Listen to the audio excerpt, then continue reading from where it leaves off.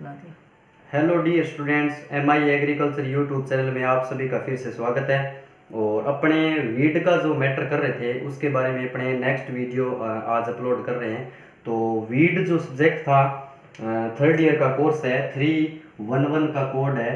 तो वीड जो शब्द है उसके बारे में मैंने स्टार्टिंग से इसमें इंट्रोडक्शन के बारे में बताया था। उसके बाद में जो वीड है उसके जो करेक्टर्स हैं वो बताए थे। उसके बाद में जो नेक्स्ट वीडियो आई थी उसके अंदर मैंने बात की थी कि जो लॉजेज हैं या बेनिफिट्स हैं जो वीडियो इसके जो वीड के, उसके बारे में डिस्कस की थी। जो वीड है अपना, उसके अंदर धीरे धीरे अपने सिलेबस के अकॉर्डिंग धीरे धीरे अपने वीडियोज़ अपलोड कर रहे हैं। तो अपने 2-3 वीडियोस की आ चुकी हैं। अब अपने क्या देखना है, इसके अंदर जो वीड है शब्द अपना, उसका क्लासिफिकेशन के बारे में आज मैं इस वीडियो के अंदर चर्चा करेंगे कि क्लासिफिकेशन इसका क्या होता है। तो मैं क्लासिफिकेशन की अगर बात करूं, क्लासिफिकेशन ऑफ वीड, तो जो वीड का जो क्लासिफिकेशन है वो करीबन 12 पार्ट के अंदर अपने इसको डिवाइडेशन में लेंगे। तो अपने स्टार्टिंग से देखते हैं। जो वीड का जो फर्स्ट क्लासिफिकेशन है उसका जो नाम है वो है लाइफ साइकिल के आधार पर। किसके आधार पर? लाइफ साइकिल के आधार पर, यानी अपनी बात करें जीवन चक्र के आधार पर, जीवन चक्र के आधार पर। तो सबसे पहले अपने जो लाइफ साइकिल है इसकी कि कितने पार्टों में डिवाइडेशन है। जो वीड है अपना, जो वीड जो है उसके अंदर लाइफ साइकिल के हिसाब से देखें तो 3 प्रकार के वीड होते हैं। 1 नंबर की मैं बात करूं तो एनुअल वीड होते हैं। 2 नंबर की बात करें बेनियल जो होते हैं। और 3 नंबर की अगर बात की जाए तो पेरेनियल होते हैं। यानी 1 वर्षीय होते हैं, द्विवर्षीय होते हैं और बहुवर्षीय होते हैं। सबसे पहले मैं 1 नंबर को अगर खोल के लिखूं तो 1 नंबर की बात की जाए तो 1 वर्षीय जो प्लांट्स हैं वो कौन कौन से हैं, यानी एनुअल जो प्लांट है उसके बारे में अगर बात करें तो जो एनुअल प्लांट है ये क्या करते हैं, एक ही ऋतु के अंदर उगते हैं और एक ही ऋतु में अपना क्या कर लेते हैं, ये जीवन साइकिल या अपना जीवन चक्र पूर्ण कर लेते हैं। इसका सर मतलब, यानी सपोज डेट ये क्या है, एक प्लांट है वीड का, ये उगा, उगने के बाद में ये क्या करेगा, पहले वेजिटेटिव पार्ट इसके होंगे, जैसे इसकी पत्तियां वगैरह, ये फूल वगैरह अपना सेटअप करेगा। उसके बाद में इसमें सीड जो हैं वो बन जाएंगे, यानी ये एक ऋतु के अंदर ही क्या कर देता है, नेक्स्ट प्लांट को तैयार करने के लिए सीड का उत्पादन कर देता है, सीड का प्रोडक्शन कर देता है। तो वो प्लांट्स जो होते हैं उनको 1 वर्षीय के अंदर रखे जाते हैं। सर एक वर्षीय जो प्लांट्स होते हैं उनके कोई उदाहरण, यानी अपने बात करें 1 वर्षीय की तो ये 2 प्रकार के होते हैं। 1 नंबर की बात करूं तो खरीफ जो प्लांट्स हैं 1 नंबर, 2 नंबर होते हैं रबी जो प्लांट हैं, यानी रबी ऋतु के प्लांट और खरीफ ऋतु के प्लांट। यानी अपने कह सकते हैं ये रबी के अंदर भी उगते हैं और खरीफ ऋतु के अंदर भी उगते हैं। और उगने के बाद में ये क्या कर लेते हैं, एक ही सीजन के अंदर क्या कर देते हैं, ये सीड का प्रोडक्शन कर देते हैं। उन प्लांट्स को क्या कहा जाता है, 1 वर्षीय प्लांट के नाम से जानते हैं। 1 नंबर की बात करें तो खरीफ जो है उसके अंदर 1 नंबर आता है जंगली चौलाई, ठीक है, 1 नंबर उदाहरण हो गया। इसके बाद में अपने बात करें जैसे मकोई हो गया तो मकोई, लटजीरा एक वीड का ही नाम है। तो ये जो वीड है ये पहले अपने फर्स्ट वीडियो के अंदर जो पहले आई थी, प्रीवियस वीडियो, उसके अंदर अपने बात कर ली थी। ये जो वीड्स है ये उसके अंदर अपने आ चुके हैं। इसके बाद में अपने बात करें तो जो रबी के जो प्लांट्स के हैं वो हैं, 1 नंबर की बात करूं तो कृष्ण नील बहुत मोस्ट माना जाता है, 1 नंबर कृष्ण नील हो गया। और बथुआ हो गया, बथुआ एक होता है, खरबथुआ भी होता है, ठीक है। यानी अपनी बात करें जो खरीफ ऋतु के हैं वो जंगली चौलाई, मकोई या लटजीरा, ये क्या हैं, खरीफ ऋतु के हैं। रबी की अगर बात करूं तो कृष्ण नील, बथुआ, खरबथुआ, ऐसे जो वीड हैं ये क्या करते हैं, अपना पहले वेजिटेटिव पार्ट अपना प्रोग्रेस करते हैं, उसके बाद में ये क्या कर देते हैं, सीड का प्रोडक्शन कर देते हैं। यानी ये एक ही ऋतु के अंदर उगकर अपना सीड का प्रोडक्शन कर देते हैं। उनको क्या कहा जाता है, 1 वर्षीय प्लांट के नाम से जाना जाता है। 2 नंबर की अगर मैं बात करूं तो द्विवर्षीय, कौन से, द्विवर्षीय बोल दो या बेनियल प्लांट बोला जाता है इनको। जो द्विवर्षीय प्लांट है ये क्या करते हैं, पहले ऋतु के अंदर क्या करते हैं, ये वेजिटेटिव ग्रोथ करते हैं। वेजिटेटिव जब ग्रोथ इनकी कंप्लीट हो जाती है उसके बाद में नेक्स्ट ऋतु के अंदर ये क्या कर देते हैं, अपना सीड का प्रोडक्शन करते हैं और नेक्स्ट प्लांट तैयार करने के लिए ये सीड को दे देते हैं आगे नेक्स्ट। यानी उन प्लांट्स को क्या कहा जाता है, द्विवर्षीय प्लांट कहते हैं। यानी फर्स्ट जो इनका सीजन है वो वेजिटेटिव पार्ट है और नेक्स्ट ये क्या करते हैं, 2 नंबर सीजन के अंदर क्या कर देते हैं, सीड का प्रोडक्शन कर देते हैं, यानी सीड जो है अपना उसको दे देते हैं। यानी ये जो है फर्स्ट ऋतु, ये है सेकंड ऋतु। यानी जो 2 ऋतुओं के अंदर जो काम कंप्लीट करते हैं उनको द्विवर्षीय प्लांट या द्विवर्षीय वीड का नाम दिया जाता है। अपनी बात करें द्विवर्षीय में सर कौन कौन से उदाहरण आते हैं, अगर एग्जाम्पल की मैं बात करूं तो इसके अंदर आता है एक तो जंगली, एक आता है जंगली गाजर, एक आता है जंगली गोभी।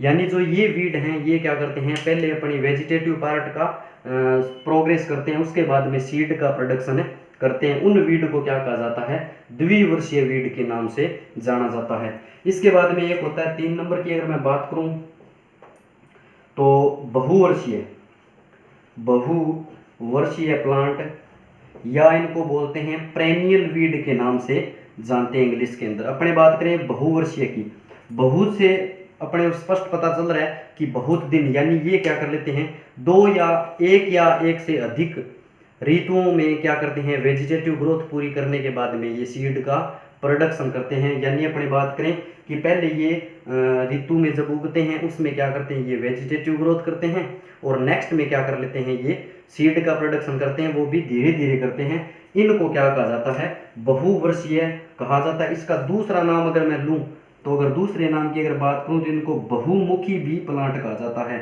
बहुमुखी प्लांट के नाम से भी जाना जाता है। यानी इनको बहुमुखी कह सकते हैं या बहुवर्षीय भी कह सकते हैं। बहुवर्षीय वो प्लांट है जो अपने क्या कर लेते हैं, 2 या 2 से अधिक क्या कर लेते हैं, ये जो ऋतुओं के अंदर क्या है, सीजन्स के अंदर क्या है, ये अपना प्रोडक्शन करते हैं सीड का। इनके जो मोस्टली अगर उदाहरण की मैं बात करूं तो एक तो होता है हिरणखुरी, हिरणखुरी एक सभी ने सुना हुआ है, दूब जो घास होती है अपनी, दूब घास। एक हो गया मकोए। अपनी बात करें हिरणखुरी की, दूब घास की, मोस्टली मकोए माना जाता है, इतना इंपॉर्टेंट नहीं है इसके अंदर। हिरणखुरी और दूब घास का जो मोस्ट उदाहरण है ये क्या है, बहुमुखी का है या आप कह सकते हो इसको बहुवर्षीय प्लांट का है। यानी अपने कह सकते हैं जो हिरणखुरी है वो क्या करती है, पहले साल में ये क्या करती है, उगती है और सेकंड ऋतु के अंदर क्या कर लेती है, अपना वेजिटेटिव ग्रोथ करती है और थर्ड क्लास में क्या कर लेती है, ये अपना सीड का प्रोडक्शन करती है। यानी अपने कह सकते हैं ये कम से कम 1 या 2 ऋतुओं के हिसाब से क्या है, अपने सीड का प्रोडक्शन करती है। उनको क्या कहा जाता है, हिरणखुरी या दूब घास का नाम दे सकते हैं। ये उदाहरण अपने मोस्टली मान सकते हैं। यानी अपने जीवन चक्र अगर देखें, यानी लाइफ साइकिल अगर वीड का देखें तो 3 प्रकार का है, मोस्टली मैंने नोट कर दिया है बोर्ड के ऊपर। अपने पहले बात करें तो एनुअल जो प्लांट्स होते हैं वो क्या होते हैं, 1 वर्षीय प्लांट होते हैं। उसके बाद में अपनी बात करें द्विवर्षीय की, तो जो द्विवर्षीय वो भी हैं और बहुवर्षीय यानी 2 या 2 से अधिक क्या कर लेते हैं, ये अपने ऋतुओं के अंदर सीड का जो है प्रोडक्शन का काम करते हैं। तो ये मोस्टली उदाहरण हो चुके हैं, ये धीरे धीरे आप अपने नोट्सों के हिसाब से बढ़िया तरीके से कवर कर सकते हैं। इसके बाद में जो नेक्स्ट इसका क्लासिफिकेशन आता है वो आता है स्थिति के आधार पर, यानी सिचुएशन के आधार पर। कई वीड ऐसे हैं कि कहीं पे भी उग जाते हैं, कई ऐसे हैं जो पर्सनली क्रॉप के अंदर ही उगते हैं, कई ऐसे वीड हैं जो मोस्टली जो ऋतु है उस ऋतु के हिसाब से उगते हैं। इस प्रकार के जो वीड होते हैं उनको स्थिति का नाम दिया जाता है, यानी सिचुएशन के आधार पे वो वीड उगते हैं। 1 नंबर जीवन चक्र के आधार पे मैंने बता दिया आपको। इसके बाद में अपने नेक्स्ट बात करेंगे जो स्थिति है या सिचुएशन है, सिचुएशन के आधार पे जो वीड उगेंगे उनको क्लासिफिकेशन के अंदर अपने देखेंगे धीरे धीरे। तो ज़्यादा ये हार्ड नहीं है सिस्टम, आराम से समझने वाली चीज़ है, कहीं समस्या नहीं है ज़्यादा। अगर मैं 2 नंबर पॉइंट की उसको ए नंबर हो गया जीवन चक्र के आधार पे, अब बी नंबर को अगर उठाऊं तो उसको लिखेंगे अपने स्थिति के आधार पर, या अपने कह सकते हैं इसको सिचुएशन के अकॉर्डिंग या सिचुएशन के आधार पर। इसमें 1 नंबर की मैं बात करूं तो इसके अंदर आता है निरपेक्ष खरपतवार। किसका नाम आता है? निरपेक्ष। यानी अपने निरपेक्ष जो वीड हैं उनके उदाहरण अगर देखें तो जो बथुआ है, सत्यानाशी है, वो सारे किसके हैं? निरपेक्ष के हैं। बथुआ, सत्यानाशी, ठीक है, ये जो है वो वीड क्या है? अपने फसलों के अकॉर्डिंग ही, सीजन के अकॉर्डिंग ही उगते हैं, उनको निरपेक्ष का नाम दिया जाता है। यानी बथुआ हो गया, हिरणखुरी हो गया, सत्यानाशी हो गया, और लिख लेते हैं कृष्णनील हो गया, सत्यानाशी हो गया।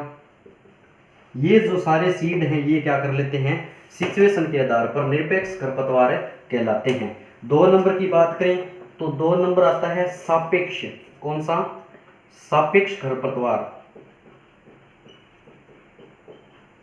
जो सापेक्ष खरपतवार है वो कौन से होते हैं? जैसे अपने बात कर लेते हैं सापेक्ष खरपतवार की, जैसे अपने गेहूं की बुआई की हुई है किसी फील्ड के अंदर, और गेहूं के साथ में जब अपने बुआई कर रहे थे तो गेहूं के साथ सरसों का सीड मिल जाता है, कई बार कोई अन्य फसल का जो वीड मिल जाता है, अन्य किसी प्रकार का सीड मिल जाता है और वो ग्रो हो जाता है। जैसे ये अपना फील्ड था किसका? गेहूं का। इसमें गेहूं बुआई की हुई थी अपनी, और इसमें क्या हो गया? सरसों का सीड उग गया। किसका? सरसों का। अब देखो अपने गेहूं का जो फील्ड था, सरसों का कोई काम नहीं है, सरसों का एक सीड मिला और उत्पादन उसने क्या कर दिया? सीड का ज्यादा कर दिया। यानी एक सीड से कम 150-200 सीड उसने एक पौधे ने तैयार कर दिया। वो सीड क्या हो जाएंगे? अपने नेक्स्ट जो क्रॉप है उसके अंदर मिल जाएंगे, यानी सीड उसके अंदर मिल जाएंगे। तो वो एक प्रकार से खरपतवार ही माना जाता है। यानी अपनी जो मुख्य फसल थी गेहूं, उसके साथ ये सरसों का सीड मिल गया। हालांकि इसको अपने कोई काम नहीं लेना, ठीक है ना, अपने ये काम आना। ये क्या कर देगा? अपने अलग जो आगे सीड रखेंगे कल को, तो उसके अंदर उसने और ज्यादा नुकसान कर दिया। इस प्रकार के जो हैं सिचुएशन, वो वीड का नाम ही दिया जाता है उनको। क्या किया? हालांकि आप कह सकते हो कि सर सरसों कोई वीड थोड़ी है। हाँ, बिल्कुल वीड नहीं है, पर वो क्या काम किसका कर रहा है? वीड का ही कर रहा है, इसलिए उसको सापेक्ष खरपतवार। उदाहरण मैं यहाँ पे लिख रहा हूँ, जैसे कोई गेहूं के साथ या गेहूं की जो फील्ड है उसके फील्ड के अंदर अपने सरसों का पौधा अगर लग जाए तो उसको क्या कहा जाता है? सापेक्ष खरपतवार का नाम दिया जाता है, सापेक्ष खरपतवार। इसके बाद में अपने बात करें 3 नंबर की, मैं बात करूं अवांछित। अवांछित अपने कह सकते हैं, जैसे 3 नंबर अवांछित है, यानी अपने बात कर रहे थे यानी सिचुएशन के आधार पर। तो निरपेक्ष और सापेक्ष तो समझ गए। अवांछित क्या होता है? अवांछित मैं समझा दूं आपको पहले। जो अपने सपोज दैट ये फील्ड है अपना, इस फील्ड के अंदर क्या किया? अपने कोई भी वैरायटी बोई किसी भी प्रकार की, यानी अपने गेहूं की वजह से सोनालिका बोई। किसकी? सोनालिका की वैरायटी की बुआई की। उसके साथ अन्य किसी किस्म का, यानी गेहूं के फील्ड का अन्य किस्म का कोई भी अन्य किस्म का जो सीड है उसके साथ मिलकर उसके साथ उग जाता है, उसको क्या कहा जाता है? अवांछित खरपतवार या अवांछित वीड का नाम दिया जाता है। समझ गए? यानी अपने कह सकते हैं, इसका उदाहरण अगर देखें, जैसे गेहूं की अपने कोई बात करें तो गेहूं की अगर सोनालिका वैरायटी की अगर बात करें, सोनालिका में किसी अन्य किस्म का पौधा उगना, यानी अपना जो खेत था उसके अंदर अपने बुआई की थी सोनालिका वैरायटी की। सोनालिका वैरायटी के अंदर क्या हो गया? किसी अन्य सीड, अन्य किस्म का सीड, यानी गेहूं का ही अन्य सीड, अन्य वैरायटी का उग गया, उसको क्या कहा जाता है? अवांछित का नाम दे सकते हैं। उदाहरण के रूप में मैं बात कर लूं, गेहूं जो है अपनी सोनालिका की बुआई की थी, उसके साथ सपोज डेट कल्याण सोना का क्या हो गया? कल्याण सोना जो एक वैरायटी है, उस वैरायटी का सीड उग गया, तो अपने क्या हो गया? 2 वैरायटी होगी एक ही फील्ड के अंदर, उसको अपने एक प्रकार से अवांछित वीड का नाम दे सकते हैं। नेक्स्ट अगर बात करें, एक होता है स्वैच्छिक, यानी 4 नंबर स्वैच्छिक, स्वैच्छिक वीड अपने कह सकते हैं। जो वॉल्यूलेटर जो वीड होते हैं उनको स्वैच्छिक वीड का नाम दिया जाता है। वॉल्यूलेटर सर क्या होता है? जो स्वैच्छिक वीड, यानी अपने कोई फसल उगाई अब की सीजन में, जैसे अब जैसे मूंगफली की बुआई की हुई है और अपने उसकी उखाड़ भी लिया उसको, ठीक है, तो अब सीजन चल रहा है मूंगफली का, तो मूंगफली जो उखाड़ ली उसके बाद में नेक्स्ट जब सीजन आएगा अपना, उसके अंदर कुछ बुआई करेंगे, गेहूं वगैरह कुछ अपने बुआई करेंगे, उसके अकॉर्डिंग उसमें कुछ पौधे क्या उग जाते हैं, मूंगफली के भी उग जाते हैं। यानी वीट के साथ ग्राउंडनट के पौधे उगना क्या कहलाता है, एक प्रकार से स्वैच्छिक वीट का नाम है दिया जाता है। यानी जो पहला अपना सीजन था, पहले सीजन की कोई भी क्रॉप अपने उगाई हुई थी, वो क्रॉप नेक्स्ट अगले फील्ड के अंदर उग जाए तो वो अपने नुकसानदायक है। जैसे अपने गेहूं बुआई करेंगे अब, और गेहूं के अंदर पिछले वाले सीड अगर मूंगफली वहाँ पे पड़ी हुई है तो उसको पानी वगैरह, टेम्परेचर वगैरह, सॉइल वगैरह बढ़िया तरीके से मेंटेन मिलेगी, मिलते ही वो सीड क्या होएगा, गेहूं के साथ ग्रो हो जाएगा, तो वो अपने जो गेहूं है उसको क्या कर देगा, खराब करने का काम करेगा, यानी वो स्वैच्छिक वीट कहलाते हैं। मैं यहाँ पे उदाहरण के रूप में लिख लूँ, यानी वीट के साथ क्या हो जाना, वीट के साथ ग्राउंडनट का उगना, यानी गेहूं के साथ क्या उग जाना, मूंगफली का उग जाना क्या कहलाता है, स्वैच्छिक वीड कहलाता है। एक बार थोड़ा सा रिवाइज कर देता हूँ, अपने बात कर रहे हैं वीड का क्लासिफिकेशन। एक प्रकार था जीवन चक्र के आधार पर, वो 3 प्रकार थे उसके, 1 वर्षीय, 2 वर्षीय और 2 वर्षीय, कहीं समस्या नहीं। नेक्स्ट जो पार्ट था वो था स्थिति के आधार पर, यानी सिचुएशन के आधार पर, सिचुएशन के आधार पर देखें तो एक था निरपेक्ष, एक था सापेक्ष, कहीं कंप्लीट नहीं, कोई दिक्कत नहीं इसमें। स्वैच्छिक और अस्वैच्छिक, यानी अवांछित कह सकते हो, अस्वैच्छिक कह सकते हो। अवांछित वीड वो होता है जिसमें किसी भी किस्म का अन्य किस्म का सीड उग जाना। स्वैच्छिक क्या होता है, पहले सीजन की क्रॉप नेक्स्ट सीजन की जो क्रॉप है उसके साथ उग जाना क्या कहलाता है, स्वैच्छिक वीड का नाम दे सकते हैं। इसके बाद में अपने नेक्स्ट बात करेंगे, जो अपनी क्लासिफिकेशन है अपना वीड का, इसके अंदर सी नंबर जो पार्ट है उसकी बात करूं मैं, तो एक होता है सभी का सुना हुआ है बीज पत्र के आधार पर कितने प्रकार है सर, ये बताने वाली बात है। तो ए नंबर हो गया, बी हो गया, अब सी नंबर की मैं बात कर रहा हूं, और सी नंबर पॉइंट जो है अपना वो है बीज पत्र के आधार पर, बीज पत्र के आधार पर, यानी अपने कह सकते हैं जो सीड है उसके सिचुएशन के आधार पर अपने बात कर सकते हैं। इसमें 1 नंबर आता है एक बीज पत्री, कौन सा आता है, एक बीज पत्री, और 2 नंबर जो कंडीशन आती है वो होता है द्विबीज पत्री। यानी जो अपने इसको एक सिंपल भाषा में अगर समझे, एक बीज पत्री क्या होता है और द्विबीज यानी मोनोकोट और डाइकोट क्या होता है। मोनोकोट वो होता है जो एक ही पार्ट होता है, और डाइकोट में सीड के 2 पार्ट खुल जाएं, आराम से 2 पार्ट खुल जाएं, उसको द्विबीज पत्री के नाम से अपने जानते हैं। इसके उदाहरण अगर मैं मोस्टली देखूं, एक जो बीज पत्री है उसका हुआ है, एक तो बात करें अपने मोथा, दूब घास, ठीक है, यानी एक बीज पत्री 1 नंबर हो गया मोथा, 2 नंबर की बात करें दूब घास, जंगली जई। इस प्रकार के जो उदाहरण हैं, जो ये हैं सीड, वो किस प्रकार के हैं, एक बीज पत्री के प्रकार माने जाते हैं। मैं द्विबीज पत्री की अगर बात करूं तो 1 नंबर की बात की जाए तो बथुआ हो गया, खरबथुआ हो गया, हिरणखुरी हो गया, यानी अपने बात कर रहे हैं द्विबीजपत्री, यानी डाइकोट की बात कर रहा हूं मैं। द्विबीजपत्री कौन से होते हैं, जैसे बथुआ हो गया, खरबथुआ हो गया, हिरणखरी हो गया, जंगली चौलाई हो गया।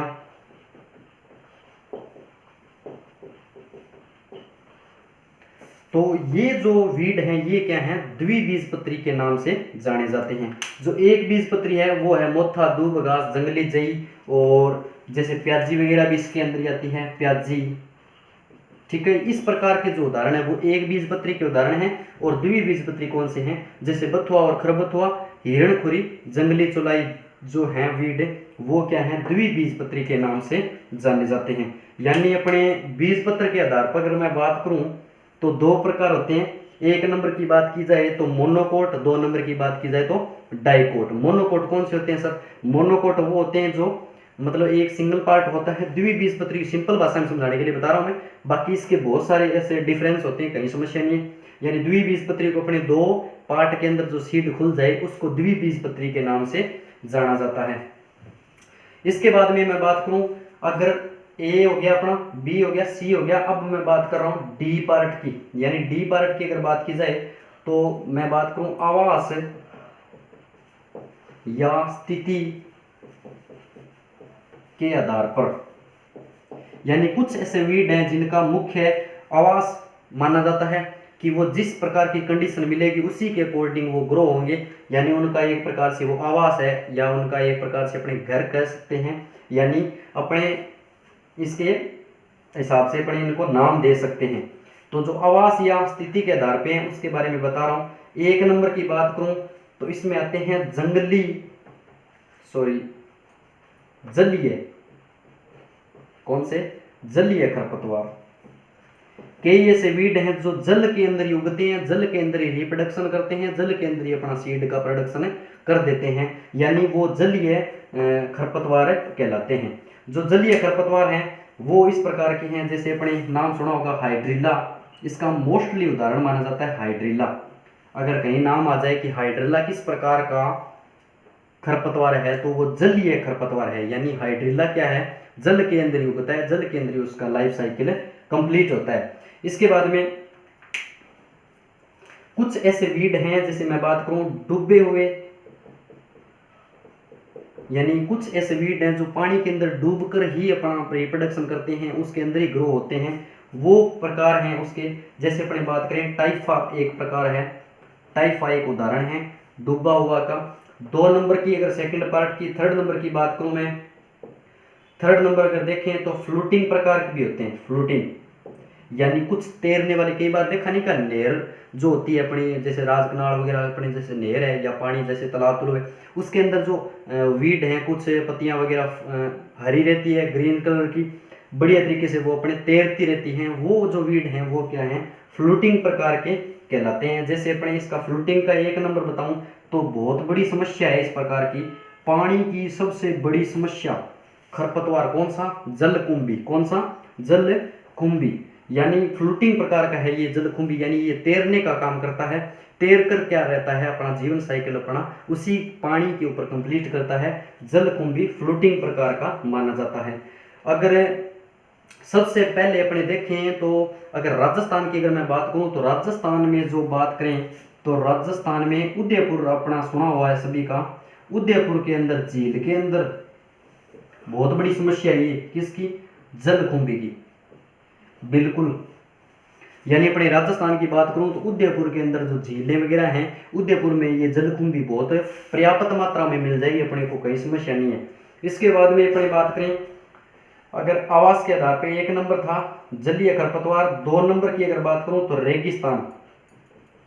कौन सा सर, रेगिस्तान जो खरपतवार हैं, यानी जो रेतीली मिट्टी के ऊपर उगते हैं वही रेगिस्तान खरपतवार कहलाते हैं। जैसे अपने बात करें नागफनी हो गया, सुना हुआ है नागफनी, अरे बाड़ बूड़ बनाने के लिए अपने नहीं लगाते क्या, जैसे अपने खेत वगैरह हैं उसके चारों तरफ बाड़ बनाने के लिए, उसकी रक्षा करने के लिए नागफनी का यूज करते हैं। वो जो नागफनी उदाहरण है वो रेगिस्तान का एक मुख्य खरपतवार है माना जाता है, नागफनी।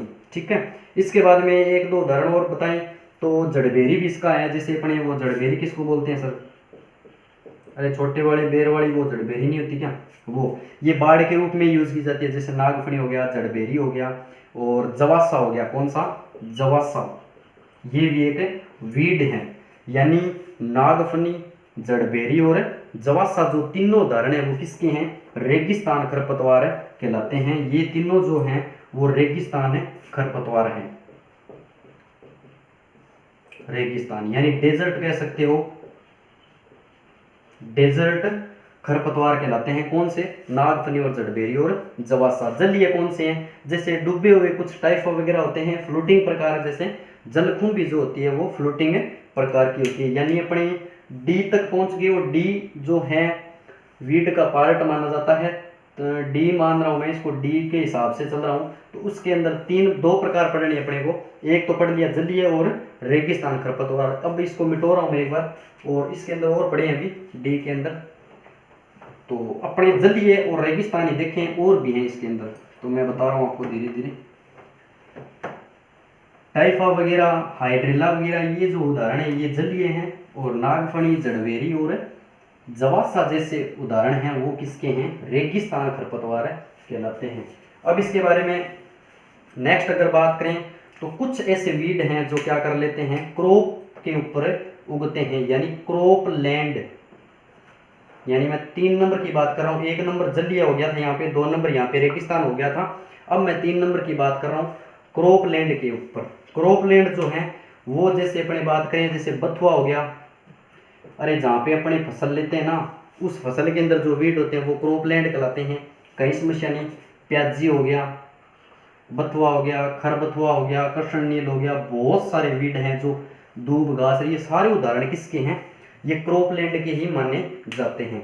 अब इसके बाद में बात करें 4 नंबर की, लॉन वीड।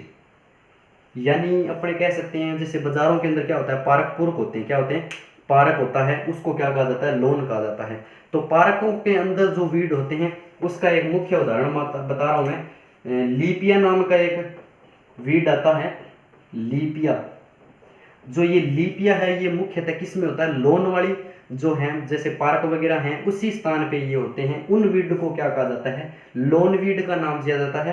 क्रॉप वीड कौन से हो गए, जो क्रॉप के अंदर मुख्यतः उगते हैं वो क्रॉप लैंड के हिसाब से हो गए। 5 नंबर की अगर मैं बात करूं तो ग्रास लैंड, यानी जहां पे घास वगैरह अपने दूब घास या बनाते हैं बढ़िया तरीके से पार्क वगैरह, या तो एक आता है वेरनिया, वेरनिया, एक आता है रूमेक्स। ये जो वीड हैं ये क्या हैं, ग्रास लैंड के अंदर उगते हैं, जहाँ पे ग्रास उगता है या घास वगैरह उग जाता है, उसके साथ में वेरनिया नाम का या रूमेक्स नाम के वीड उगते हैं। लॉन आपको बता ही दिया, जहाँ पे पार्क वगैरह होते हैं वहाँ पे लीपिया नाम का एक मुख्य उगता है वीड। और क्रॉप लैंड हो गया बथुआ, प्याजी, खरबथुआ, हिरणखुरी, सत्यानाशी, सब सारे वीड जो क्रॉप के अंदर मुख्यतः उगते हैं वो क्रॉप लैंड के हिसाब से जाने जाते हैं। अब इसके बाद में अपने एक सेकंड, तो अपने जो कर रहे थे वीड क्लासिफिकेशन उसके अंदर यहाँ तक पहुंचे अपने डी में। अब मैं बात करूं क्लासिफिकेशन, नेक्स्ट क्लासिफिकेशन की, ई नंबर की, तो प्रजनन के आधार पर, सॉरी, यानी अपने प्रजनन या कह सकते हैं रिप्रोडक्शन के आधार पर अगर देखें तो 3 प्रकार होते हैं। एक होता है, सभी जानते हैं, बीज द्वारा। कुछ ऐसे वीड हैं वो क्या है, बीज के द्वारा ही उगते हैं। कुछ ऐसे वीड हैं जो वेजिटेटिव ग्रोथ करते हैं, यानी यहां लिख लेता हूं वेजिटेटिव ग्रोथ, ठीक है। और कुछ ऐसे वीड हैं जो क्या कर लेते हैं, सीड के द्वारा भी उग जाते हैं, और अगर उनको सिस्टम और मिल जाए वेजिटेटिव पार्ट के हिसाब से भी वो उग जाते हैं, यानी वेजिटेटिव ग्रोथ के हिसाब से भी वो उग जाते हैं। कुछ ऐसे वीड हैं जो सीड के द्वारा ही उगते हैं और कोई उसका माध्यम नहीं होता। कुछ ऐसे वीड हैं जो पत्तियों द्वारा भी हो जाते हैं, जड़ द्वारा भी हो जाते हैं, तने द्वारा भी हो जाते हैं। कुछ ऐसे वीड हैं जो खुद जो वीड का जो कुछ भी पार्ट मिल जाए उसको वेजिटेटिव ग्रोथ के हिसाब से वो करते हैं। कुछ ऐसे वीड होते हैं जो क्या कर लेते हैं, सीड प्लस वेजिटेटिव ग्रोथ दोनों के माध्यम से भी वो हो सकते हैं, यानी वो सीड अगर लग गया तो सीड के माध्यम से हो जाएंगे, और उसको अगर कोई वेजिटेटिव पार्ट भी मिल जाए तो भी वो अपना ग्रो कर लेगा। बीज द्वारा की अगर मैं बात करूं तो सब प्रकार के अगर बीज देखें तो उदाहरण मैं बता देता हूं बेटा। 1 नंबर की बात करें, जैसे बथुआ हो गया, प्याजी हो गया, सत्यानाशी हो गया, जो इस प्रकार के जो वीड हैं ये क्या हैं, ये सीड के द्वारा होते हैं। देखो बथुआ तो देखा ही वैसे भी, कहाँ बथुए का प्लांट होता है, ठीक है, सीड लग जाता है, सीड लगने के बाद में वो ओनली फॉर क्या कर लेता है, नेक्स्ट प्लांट बढ़ाने के लिए सीड का माध्यम ही यूज करता है। इस प्रकार के प्लांट बीज द्वारा तैयार होते हैं, यानी बथुआ हो गया, प्याजी हो गया, सत्यानाशी हो गया, 1-2 उदाहरण और दे दूं, जैसे कृष्ण नील हो गया, ठीक है। इस प्रकार के जो उदाहरण हैं वो क्या हैं, सीड के द्वारा ही उगते हैं। कुछ ऐसे वीड हैं जो जड़ के द्वारा होते हैं, तो जड़ के द्वारा की अगर बात की जाए, जड़ द्वारा, तो जड़ द्वारा हिरणखुरी का नाम आता है, हिरणखुरी, ठीक है। कुछ ऐसे हैं जो रनर्स के हिसाब से उगते हैं, यानी सकर्स मान लो या जड़ी बूटी ऐसे साइड वाली पत्ती मान लो, तो रनर्स के हिसाब से दूब घास का नाम आता है। दूब घास की अपने कहते नहीं है क्या कि यहाँ से उखाड़ दोगे तो डाल देते हैं अपने, वहीं ग्रो हो जाती है वो, तो यानी वो वेजिटेटिव, उनको सीड लगाने की जरूरत नहीं है उनको, यानी रनर्स के हिसाब से दूब घास से हो जाती है। इसके बाद में अपने बात करें, एक होता है कंद द्वारा। कंद कौन सा होता है? 3 नंबर की अगर मैं बात करूं, कंद द्वारा, कंद द्वारा जो मोथा है अपना वो हो जाता है। कई बार अपने घरों के अंदर भी देखते हैं जो मोथा का पौधा होता है, 2 पत्तियां होती है ऐसे, देखा है अपन, उसको क्या कर लेते हैं ऊपर से कटिंग करते चलते हैं, कटिंग करते चलते हैं, हालांकि वो कभी भी खत्म नहीं होता। क्यों नहीं होता सर?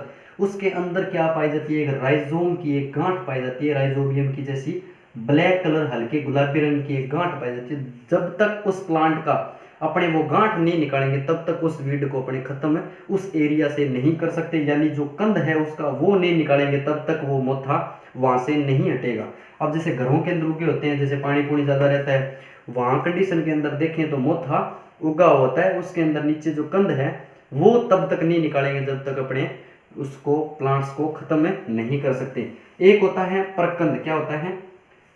यहाँ पे लिखो बेटा एक बार, 4th नंबर की मैं बात करूं, परकंद।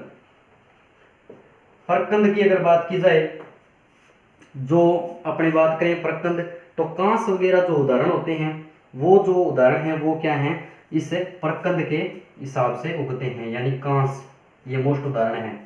तो वेजिटेटिव ग्रोथ जड़ द्वारा कौन सा? हिरणखुरी। ठीक है, 1 नंबर बात कर लिए। रनर्स द्वारा यानी दूब घास, रनर्स यानी रनर्स में चलना, यानी इनकी जो शाखाएं चलती हैं उसी के हिसाब से आगे दूब क्या कर लेती है, नेक्स्ट प्लांट तैयार कर लेती है, उसको उखाड़ के अपने दूसरी जगह लगाएंगे तो वो अपना काम तैयार कर लेगी, कहीं समस्या नहीं है, यानी दूब घास हो गया। कंद द्वारा मैंने बताया जो मोथा है उसके बारे में, परकंद जो है वो कांस द्वारा। अब देखो कुछ ऐसे वीड हैं तो वो क्या कर लेते हैं, जैसे ये प्लांट है अपना, इस पे सीड लगेंगे, प्लस में यहाँ पे कोई जड़ है या तना है, यहाँ पे जड़ है, तो इसी के माध्यम से हो सकते हैं, टहनी के माध्यम से भी हो सकते हैं, तने के माध्यम से भी हो सकते हैं, सीड के माध्यम से भी हो सकते हैं। उन दोनों को मिलाना क्या कहलाता है?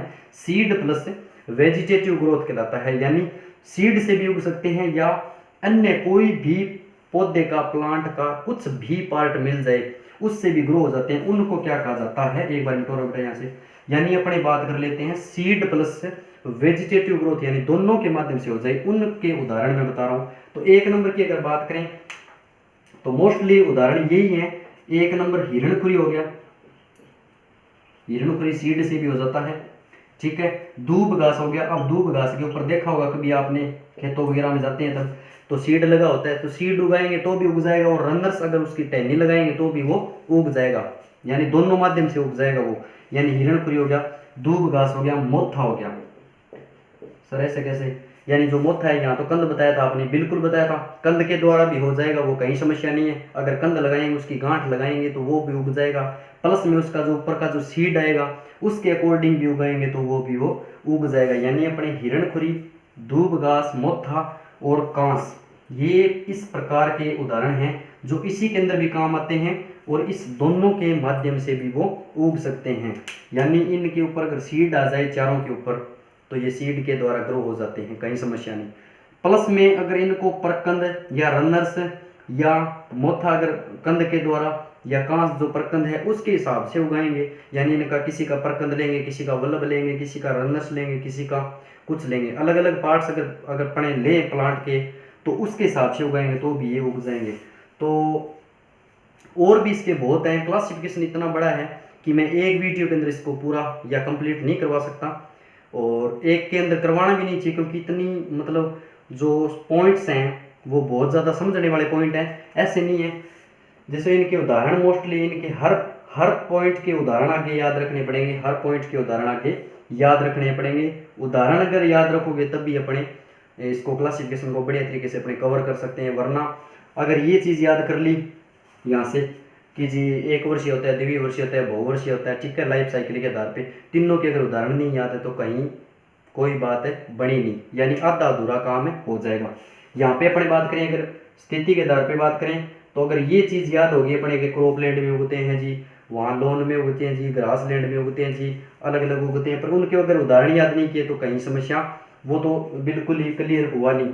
अब अपने याद कर लेते हैं प्रजनन के आधार पे, बीज द्वारा होता है जी, वेजिटेटिव पार्ट के आधार पे भी होता है, और सीड और वेजिटेटिव के आधार पे भी होता है, तो तीनों याद होगी। पर इनके अगर उदाहरण नहीं याद है तो ये आधा अधूरा काम हो गया। तो इनके उदाहरण बढ़िया तरीके से, जिसका उदाहरण जिस पॉइंट के अंदर है उसी का आप अकॉर्डिंग टू सिलेबस के हिसाब से अपन देख लेना। क्लासिफिकेशन मोस्ट इंपॉर्टेंट है, पहले बता रहा हूँ मैं, ठीक है। तो ये जो पॉइंट हैं ये इसके उदाहरण बढ़िया तरीके से कवर करने हैं। नेक्स्ट जो वीडियो है उसके अंदर अपन नेक्स्ट क्या कर लेंगे, इसको क्लासिफिकेशन को बढ़िया तरीके से कवर कर लेंगे। और पीछे जो वीडियोस आई है अपनी, प्लीज़ उनको यार इधर उधर देखो।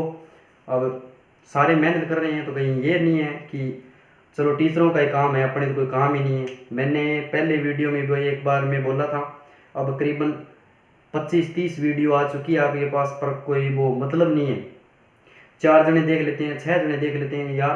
क्लास के अंदर आप 60-60 स्टूडेंट्स हो, ठीक है, और 4-4, 5-5, 10-10, 15-15 जने देख रहे हो, तो कहीं जो पीछे वाले बच्चे वो मेरे को समझ में नहीं आ रहा कि वो पढ़ना चाहते हैं कि नहीं चाहते। तो आप प्लीज़ कहना मानो कि अपने जिस अकॉर्डिंग जो सिलेबस चल रहा है, अब देखो कोरोना जैसी महामारी तो आगे कोई बात नहीं, जब पेपर होंगे तब क्या होगा। अब आप ये सुन लो, पेपर होंगे तब ये वीडियोस काम में आ जाएगी आपके। कोई भी नहीं खोल के बताएगा, मैं पहले कह रहा हूँ, कोई भी टीचर नहीं बताएगा, किसी को भी टाइम नहीं होगा। एग्ज़ाम होएगा उस दिन होएगा ना, तो ये चीज़ें पढ़ने को मिलेगी। तो आप कईयों के दिमाग में ये है कि जी उस दिन देख लेंगे सारी वीडियो, तो उस दिन कैसे देख लोगे, एक वीडियो देखोगे, 5 देखोगे, 7 देखोगे, सारा अब बढ़िया तरीके से जो सिलेबस चल रहा है उसके अकॉर्डिंग नोट्स बना लो, कहीं समस्या नहीं है। तो नेक्स्ट वीडियो में अपने इस क्लासिफिकेशन को कंप्लीट करेंगे। उसके बाद में जो अपना वीड है उसके अंदर देखेंगे कि कंट्रोल किस प्रकार करते हैं इनका। वीड का कंट्रोल 3 प्रकार से होते हैं मोस्टली, तो वो देखेंगे, जैसे मैकेनिज्म हो गया, ठीक है। उसके बाद में अपने केमिकल से कंट्रोल करते हैं, और जैविक विधियाँ भी कुछ होती हैं। तो इस प्रकार के जो सिस्टम है आप बढ़िया तरीके से कवर करते चलो, कहीं समस्या नहीं आएगा आगे एग्जाम के अंदर।